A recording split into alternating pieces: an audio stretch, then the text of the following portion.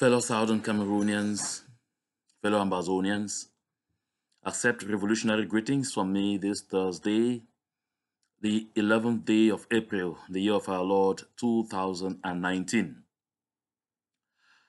This revolution has attained a level that requires all hands, even those hands that have been lazy, to come on deck. The level at which this revolution is can now be described a very important turning point. A turning point at which we will either make or mar by our attitudes. We will either make or mar by the trajectory we decide to take. We will either make or mar by the way we continue to look at things.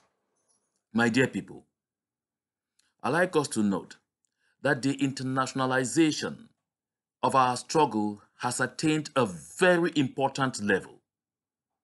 In almost every major capital of the world today, there is talked about the situation in the Southern Cameroons. This is a big challenge because at the time the world is now focused on what is happening in the Southern Cameroons, we need to also send out a strong and clear message of exactly what we want, how we want it to happen, and the way we are going to contribute in causing such to happen. A few days ago, there was a lot of wrangling, a lot of discussion, a lot of argument, words and counter words concerning a decision taken by the Southern Cameroons Liberation Council to shut down the ongoing lockdown in Fako County. I must confess that it is not our intention to generally come to the public to explain the mechanism by which we attain some decisions, because before we get there, about every stakeholder is touched. A lot of negotiations, discussions, and consultations take place for us to arrive at any single decision. And this is important because, as you all already do understand, the SCLC is not a new government. The SCLC is not even just another organization. It is a consultative body with a clear role and mandate to enable us take decisions on very clearly agreed areas of work together. It is a structure that will enable us ensure that we don't take conflicting decisions on any issues that will be operating on ground zero or on positions concerning this revolution anymore. The SCLC is a clearinghouse to enable us to harmonize our positions and to make sure that we listen to the people who are the primary concern of this struggle, that we exchange with them and agree on strategies that we have to take to prosecute this revolution going forward. That is exactly what we did to come out with a decision that was published, suspending the shutdown in Fako County. Rather unfortunately, there appears to have been a mix-up somewhere. There appears to have been a breach of communication at some level. And since our people are always so scandal-prone, they were quick to jump to a rebuttal from the ASC and believe that the SCLC was engaged in some form of power tussle or usurpation of power from who I don't know. What we have to understand in this revolution is that this is not a power play. It's not a power game among our various organizations. It's not a power game among the people of the Southern Cameroons. We must take decisions that are also people-friendly, in as much as our people are sacrificing at every instant we call on them to do so.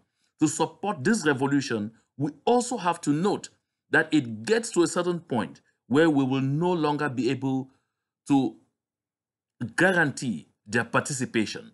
And we cannot take upon ourselves to force their participation by the use of arms, because that is exactly what we are fighting against. What we definitely like our people to understand is that from day one, when this struggle was in its embryonic stage, the people of the Southern Cameroons themselves, in serious consultations with the with the consortium, agreed to institute ghost towns. That is why, in those early days, there were no Amber boys anywhere. There was nobody carrying any arm anywhere. But the people stayed home. The people kept their children at home. They didn't send them to schools. Teachers stayed indoors. My dear brothers and sisters, these same people, upon viewing how precarious the situation was becoming and deciding that the civil population, when the president of La République of Cameroon declared war on us, the civil population decided they must continue to show the world that they are part and parcel of this revolution, that they must continue to demonstrate to the whole world that it is not a bunch of senseless and misguided people disturbing, as Yaounde had wanted to cause the world to understand, but that they are part of the struggle, part and parcel, and that the struggle is all about them. That is why they decided, still after serious consultations, to institute Monday until further notice as a ghost town day, as a day to continue to paralyze the economy and make it difficult for La République du Cameroun to continue to penetrate on our territory. They did this of their own volition. And I think anyone who doubts that they did this can verify that there was a time when we listened to the communications secretary of the IG, Chris Anu, announced that the Monday ghost towns were going to be suspended because of Christmas and New Year.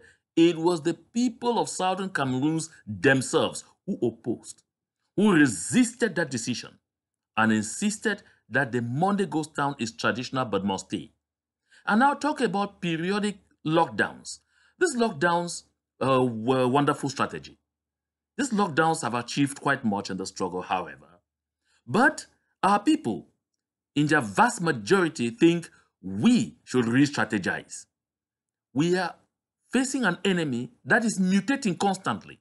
And so we too have to keep changing strategies. We have to keep casting and recasting approaches as we continue in our unstoppable crusade to take down that army and get Mr. Paul Biya and his people out of our territory. This is the biggest challenge before us, and we will only win when we continue working in partnership with our civilian population. This is an ambition the SCLC purports to pursue. When I say SCLC, I mean all those represented in the SCLC, because our ambition is to make sure that we bring back sanity in this struggle, refocus it, that we all together fight ills such as kidnapping for ransoms, fight ills that have bedeviled this struggle, and that we shall be able to get self-defense volunteers to create corridors that will protect their mothers, their sisters to go to the farms and cultivate their crops, that they will not escape when they hear that Amber boys are coming, but they will rather feel comforted, protected, and at least be convinced that they are in the presence of their partners. My dear people of Southern Cameroons, I think this helps us to put the record straight as far as this is concerned.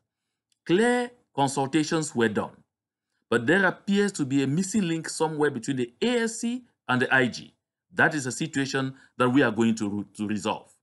But what we consider as totally unacceptable is the attitude of some people within some organizations to go out there and totally struggle to ridicule their leaders just because they fear that the SCLC appears to be an organization that may likely rid them or take away powers that they appear to have acquired, or take away positions or what nature of advantages, I can't tell, that they have accumulated over time.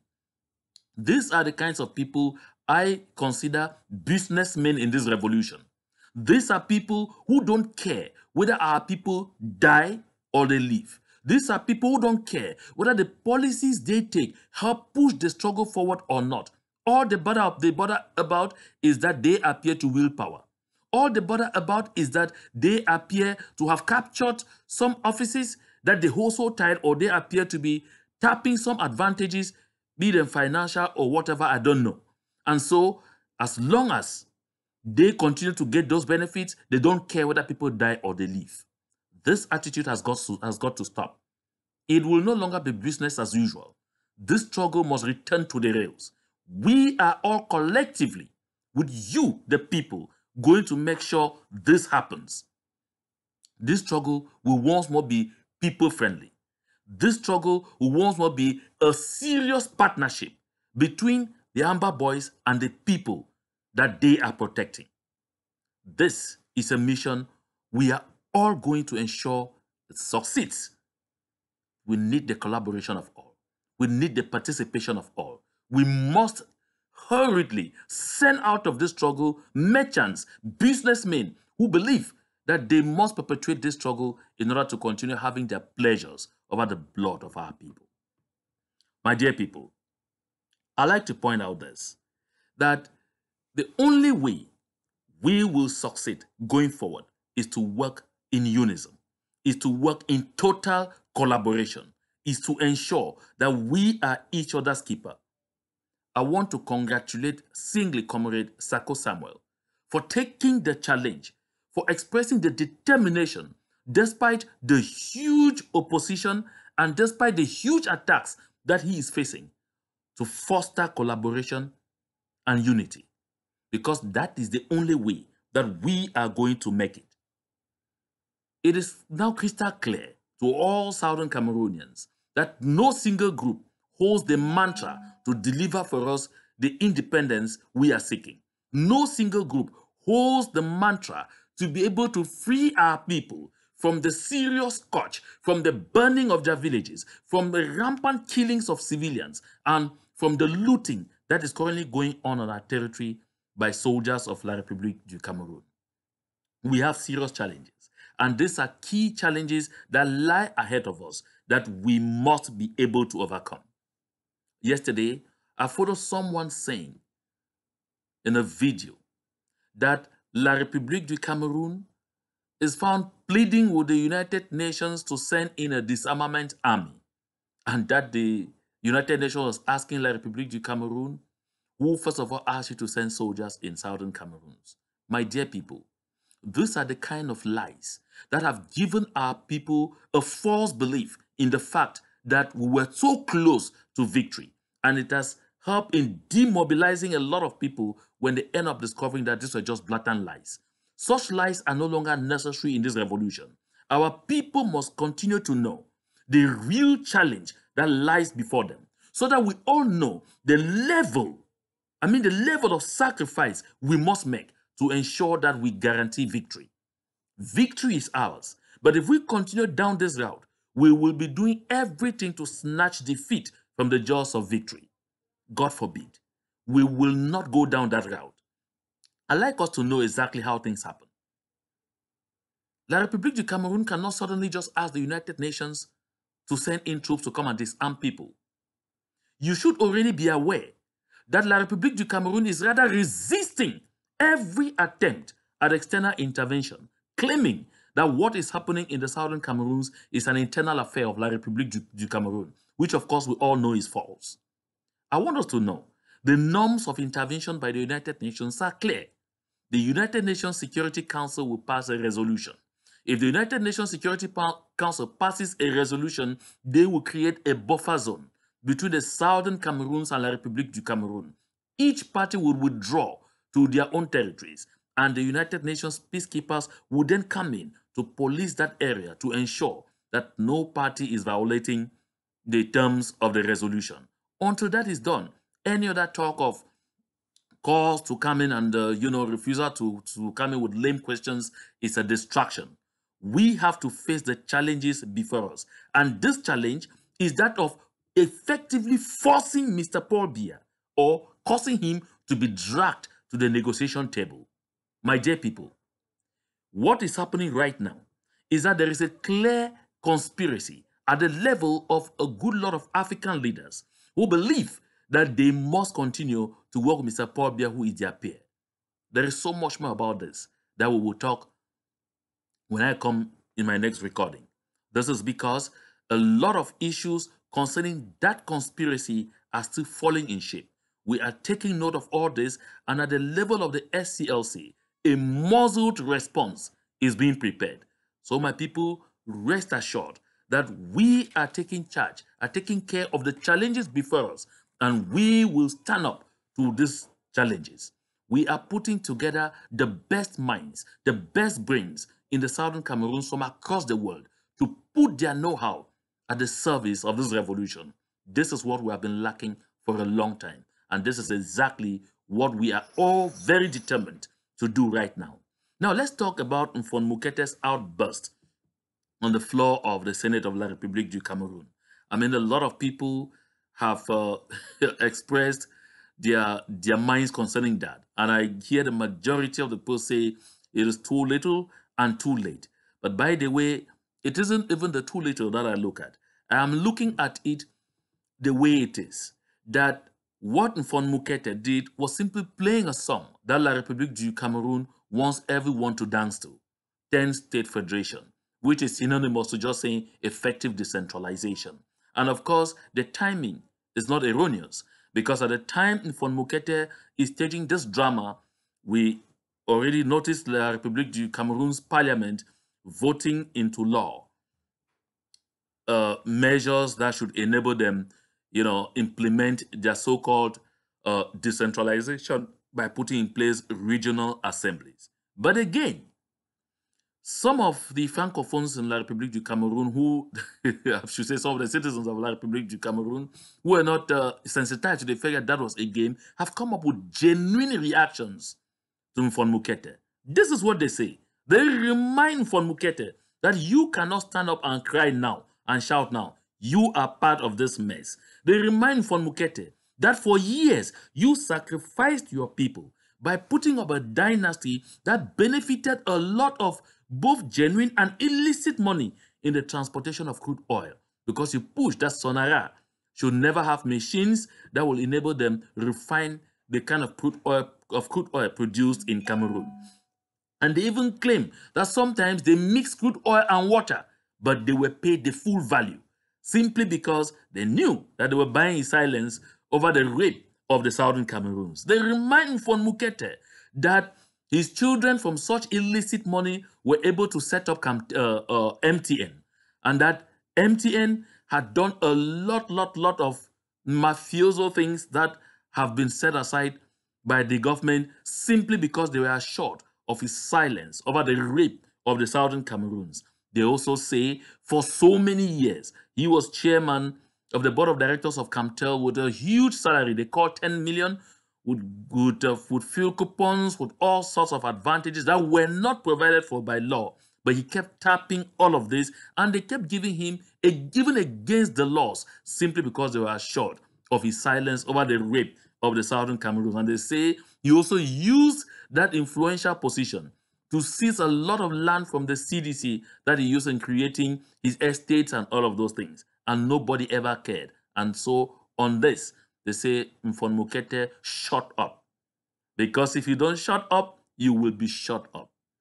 This is a clear message to all the people of Southern Cameroons to understand that all these senators, these parliamentarians who have refused to withdraw from the parliament of La République du Cameroun have been doing so because of the evil agreements they have with La République du Cameroun to stay silent and be enablers of the genocide that is going on in Southern Cameroons. Because this is exactly what they say. And in the end, they tell Nfon Mukete, this crying is simply because you realize that our army is about to crush the Southern Cameroons. My people, this is why, for a long time, we had urged the senators, the parliamentarians who claim to be representing the people of the Southern Cameroons, to collectively resign and join us. Because if they did that, and if they do that, because they still have the opportunity to do that and end this in an honorable manner, if they do that, the message to the world will be much clearer. If they do that, we will reduce the distance of this journey. If they do that, it will become much easier for us to simply set up our institutions and begin to govern ourselves. And the world would just go ahead and take note of the fact that we have restored completely our independence. Take note that the restoration was pronounced on the 1st of October 2017. We just have to put in place every instrument. And this group of people have been an obstruction. Join me to share this. I listened to Honorable Mbah-Ndam Joseph today on Midday News on Equinox television, this 11th of April. He was reacting to a call by the Speaker of the Assembly of the Republic of Cameroon, Cavaye Djibril, who was calling on the international community to give assistance to the Republic of Cameroon in the crisis going on in what he describes as the northwest and southwest of their country. And he made a lot of statements and claimed that the putting in place of the law on decentralization will enable the erection of regional assemblies, and that should be able to solve the problem. And in reaction, Honorable Mbah-Ndam Joseph came out on Equinox television, was very bitter, and denounced it. One, he said, it is unacceptable that Honorable Cavaye Djibril had blocked every opportunity of having the Southern Cameroons question discussed in the assembly. And so any comment he was making about it now was mere hypocrisy.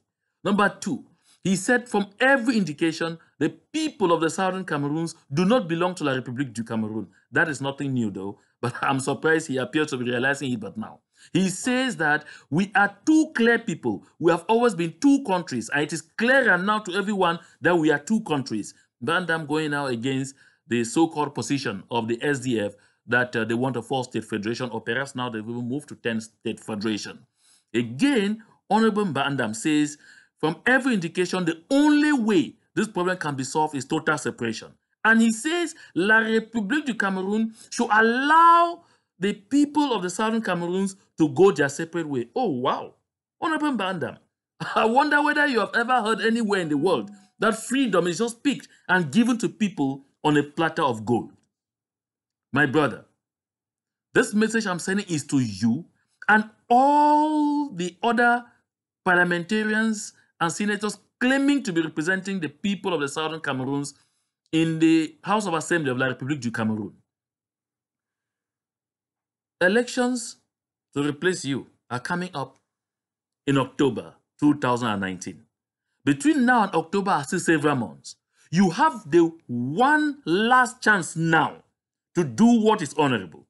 Resign collectively. Do not wait to be pushed out. Do not wait to be dragged on the streets of La République du Cameroon by the people when they start chasing you away with machetes and clubs like they have often done.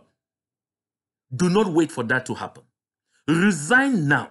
Do the honorable thing.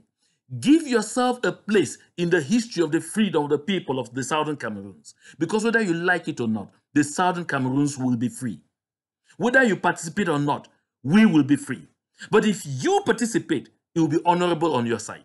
You will be leaving a wonderful legacy for the children who will bear the name Mbah-Ndam, for the children who will bear the names of all of you who are still in those houses or in that house of assembly.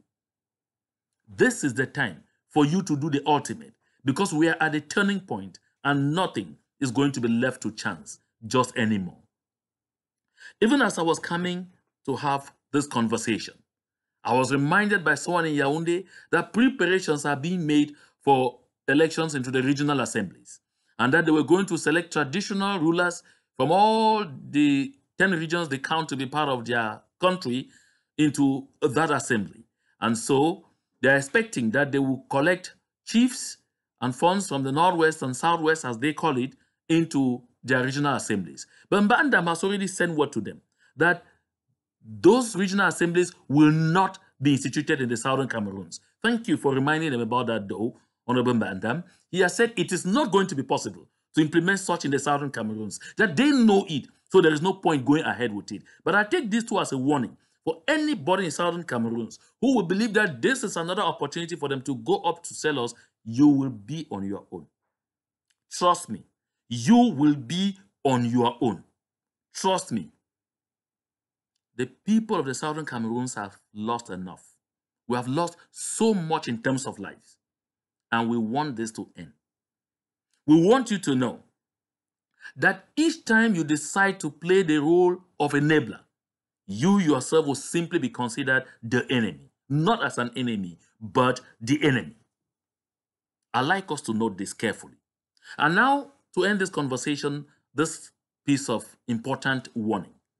Even as I was coming down here to record this video, I had a message from a fellow Southern Cameroonian which resonates with a message I had from someone in La Republic du Cameroon last night, indicating that there was an important security meeting held in La Republic du Cameroon to discuss the concerns of the head of state towards the dragging of this situation.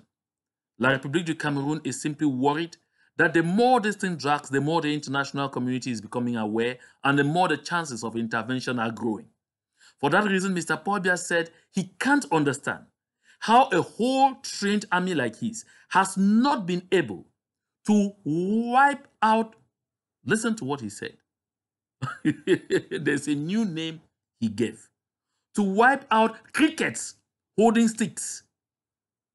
That's the new reference to the people of the Southern Cameroons, to our brave boys and girls who are defending our communities. That's the new name Mr. Paul Biya gives them. And he says, as a result, he is expecting that the people of La République du Cameroon or the army should brace itself to become more reckless. When I say crickets, it's because he actually used insects. He and his forces have dished out fresh instructions to the army of La République du Cameroon on the ground to intensify the burning of our villages. That is why you can see that the people are burning our villages non-stop.